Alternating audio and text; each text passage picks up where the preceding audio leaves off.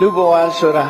လိုချင်တာလည်းရမယ်မလိုချင်တာလည်းရမယ်တွေးချင်တာနဲ့လည်းတွေးမယ်မတွေးချင်တာနဲ့လည်းတွေးမယ်အဲ့ဒီထဲမှာအကောင်းနဲ့လည်းတွေးမယ်ဆိုးနဲ့လည်းတွေးမယ်အဲ့လိုကြုံတွေ့လာတဲ့လောကရဲ့သဘာဝလောကဓာတ်မုန်တိုင်းနဲ့တွေ့တဲ့အခါမှာကိုယ်စိတ်ဟာ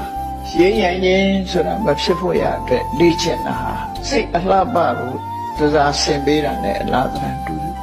ရေးကြောင်ဖြစ်တဲ့ညုံကို